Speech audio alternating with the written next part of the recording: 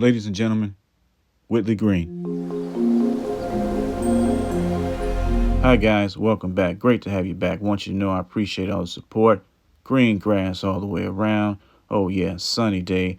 Today we're going to do a little light maintenance on the marble chips.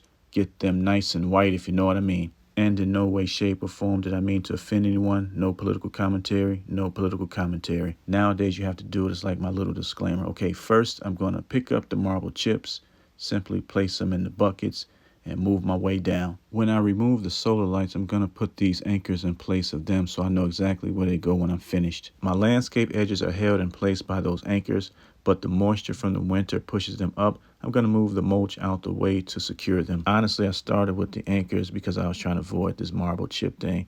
Now it's time to put all these chips in those big buckets. It's a part of the process. If you're going to do something, do it right. Don't half blanket, if you know what I mean.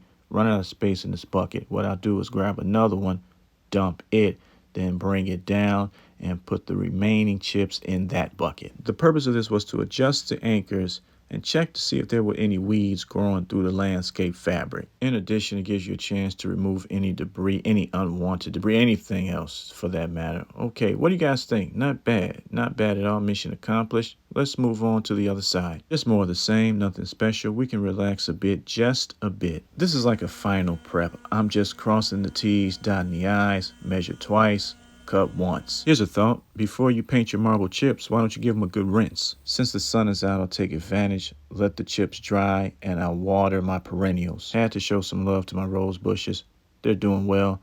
Time for the main event. Don't forget your mask, eyewear, knee pads, kneeling pads. All right, star of the show. How I do it, I draw a box with the spray, then I fill it in. It's like painting a wall, nothing to it. Rust-oleum is worth every penny. You can tell the difference right away. I just don't think I'll have enough time to finish everything. It might rain. If nothing else, I have to finish this side. I'll put the top coat down and hope for the best. Done. What do you guys think? Should I go for it? I remember last year when that storm came, messed up everything. It was like a waste of time. Might as well go for it. All right, I want to give you guys a heads up. This bottle took care of the left side and half of this side, just to give you some type of idea of how much it covers. So that side, half of this. So we'll move on to the other bottle. Done. Beat that storm. Might not come. What do you guys think? Be honest. Leave your comments in the comment section. We went through a couple bottles of the rust-oleum. That's okay. It's worth every penny.